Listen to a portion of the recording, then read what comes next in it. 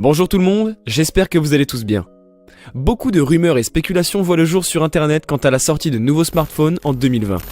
Dans cette vidéo, nous allons regarder tout cela de plus près en sélectionnant 5 smartphones dont la sortie est prévue pour l'année 2020. Donc ne bougez pas, nous allons bientôt démarrer, mais avant comme d'habitude, j'ai une petite question à vous poser. Quelle pathologie mentale Apple pourrait détecter grâce à l'Apple Watch? Réponse A, la démence. Réponse B, Alzheimer. Réponse C, l'hyperactivité. J'ai ma petite idée, mais je vous donnerai la réponse un peu plus tard dans la vidéo. Avant de démarrer, pensez à vous abonner à notre chaîne YouTube en activant toutes les notifications sur la petite cloche. N'hésitez pas également à liker cette vidéo.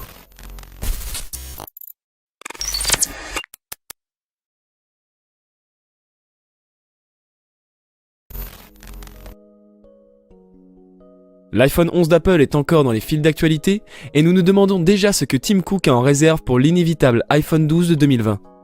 Une chose est certaine, c'est que l'iPhone 11 s'améliore par rapport à ses prédécesseurs et Apple tient à concevoir un smartphone qui restera dans les esprits. On le sait déjà, mais Apple tient très strictement à son calendrier en ce qui concerne ses lancements de téléphone. Par exemple, la série iPhone 11 a été lancée le mardi 10 septembre 2019 et cette date a été la date de sortie semi-officielle de presque tous les iPhones depuis l'iPhone 5S.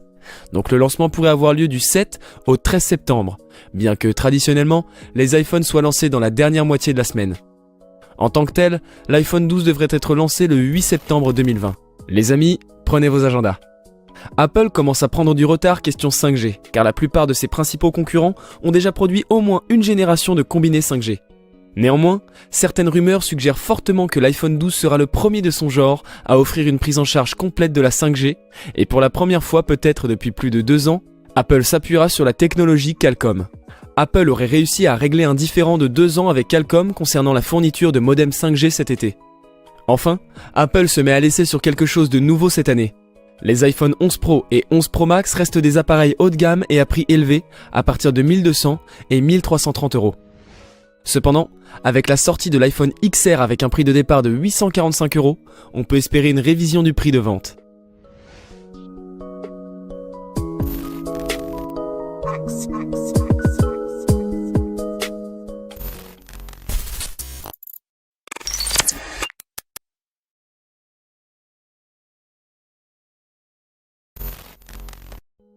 L'arrivée du Samsung Galaxy S11 commence à faire du bruit puisque les fuites commencent à voir le jour sur internet. Bien que non confirmée, la date est plus ou moins prévisible, puisque les Galaxy S9 et S10 ont été officiellement annoncés chez Samsung en février 2018 et 2019, puis vendus en mars de la même année. Donc, Aussi, plusieurs téléphones de la gamme Galaxy S11 seront accessibles et nous pouvons également supposer que ces téléphones proposeront divers budgets, donc autour de 700 euros. Les récentes nouvelles selon lesquelles Samsung et Xiaomi, dont on parlera juste après, se sont associés pour créer un superbe appareil photo pour smartphone de 60 mégapixels et un capteur unique de 108 mégapixels ont servi à apaiser les esprits anti-Apple. Enfin, il faut s'attendre à ce que le Galaxy S11 soit équipé d'un nouveau capteur de caméra amélioré, à en croire les diverses fuites. Un nouveau processeur également, utilisant la technologie 5 nanomètres, pourrait être introduit avec le Galaxy S11.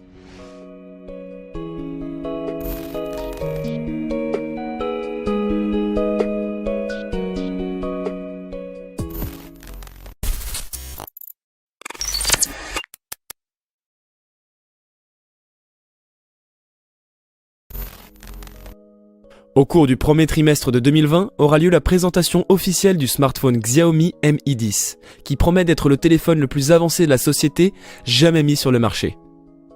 Il a été annoncé que ce téléphone recevrait un écran AMOLED dynamique de 15,7 cm. Il y aura également un objectif simple pour la caméra frontale, ainsi qu'un processeur Qualcomm Snapdragon. De plus, le téléphone disposera d'un boîtier en céramique, d'une mémoire de fonctionnement de 8 à 12 Go, d'une mémoire permanente de 256 à 512 Go, ainsi qu'une batterie rechargeable de 5000 mAh avec prise en charge d'une charge rapide de 100 watts.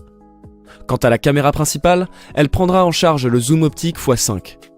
Cet effet est obtenu grâce à l'utilisation de 3 objectifs d'une résolution de 20 mégapixels, plus 20 mégapixels, plus 5 mégapixels.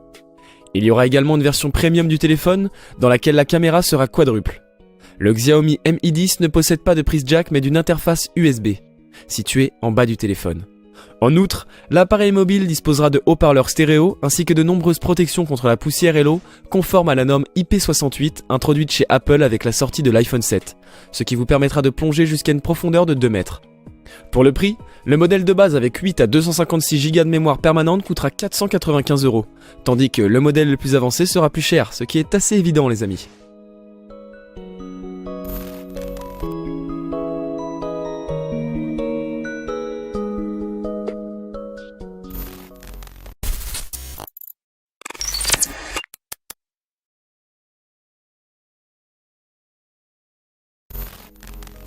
Le OnePlus 8 arrive et s'en tient à un calendrier strict de 2 lancements par an.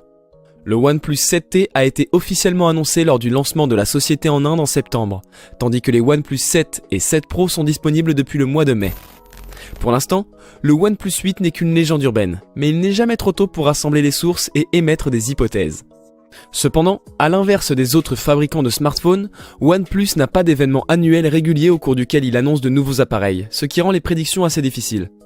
Ce que nous pouvons dire, c'est qu'une fois le OnePlus 8 dévoilé, il le sera presque certainement quelques semaines après l'annonce, comme cela a été le cas pour tous les autres téléphones. Le nouveau modèle à variante T comprendrait le processeur Qualcomm Snapdragon 855+, conçu à l'origine pour les jeux. En plus de ça, OnePlus a ajouté sa propre version de Google Pay à l'appareil, nommée OnePlus Pay, pour permettre le paiement sans contact. Par contre, la fonctionnalité a été annoncée lors du lancement en Inde et n'est disponible que là-bas pour le moment. La batterie est également un sujet intéressant, puisque c'est ce que les utilisateurs recherchent en premier. Une nouvelle version de WarpCharge 30 Fast Charging devrait fonctionner 20% plus vite, ce qui signifie que l'appareil pourrait se charger complètement en moins d'1 heure. Il est probable que OnePlus lui-même n'a pas encore décidé du prix du OnePlus 8, mais on peut imaginer qu'il se situera dans une gamme similaire à la dernière gamme de téléphones OnePlus 7 de la société, soit environ 750 €.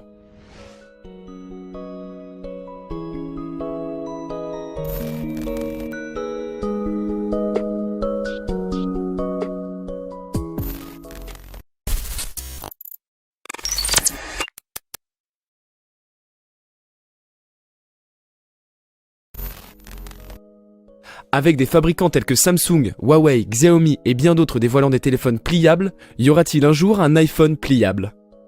Eh oui, on attend hein. Cela semble probable, bien que Apple n'y parvienne probablement pas aussi rapidement que les autres fabricants de smartphones. La marque a déposé des demandes de brevets concernant des appareils pliables, mais elle ne pense pas dévoiler d'iPhone pliant avant 2020 ou peut-être même 2021. Qu'un iPhone pliable soit une bonne ou une mauvaise idée, il est indéniable qu'Apple l'a au moins envisagé. C'est en cours depuis 2016 lorsqu'Apple a passé une commande auprès de LG pour des OLED repliables. Apple est rarement le premier à lancer un produit, mais les produits Apple ont tendance à atteindre le sommet dans leur domaine car la société observe beaucoup l'évolution de l'industrie mobile, puis les perfectionne afin de créer quelque chose de plus intuitif et supérieur à la concurrence. La stratégie d'Apple est d'être le meilleur, pas le premier. Selon les premières prévisions, Apple lancera un téléphone pliable en 2020. Cela pourrait être encore plus tard.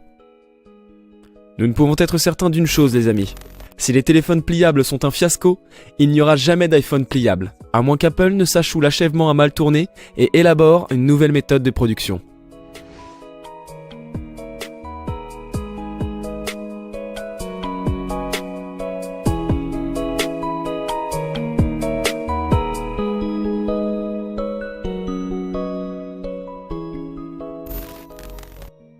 Nous allons désormais aborder la question posée en début de vidéo, soit quelle pathologie mentale Apple pourrait détecter grâce à l'Apple Watch? Eh bien, la réponse est la réponse A. La grande firme multinationale Apple et le mastodonte de l'industrie pharmaceutique Eli Lilly veulent lutter contre la démence de façon précoce grâce à la technologie. Grâce à un iPhone, une Apple Watch et diverses applications, les scientifiques arrivent à savoir si les personnes bougent, mangent et dorment bien afin d'observer leur style de vie et définir la qualité de leur motricité fine et de leur langage. Voilà, c'est tout pour aujourd'hui. J'espère que cela vous a plu et si la réponse est oui, n'oubliez pas de liker la vidéo. De plus, si mes contenus vous plaisent, vous pouvez vous abonner à la chaîne sans oublier d'activer la cloche des notifications pour être informé de toutes les nouveautés. D'ailleurs, c'est à vous. Quel produit vous a le plus plu? En attendant la prochaine vidéo, je vous dis à bientôt. Ciao!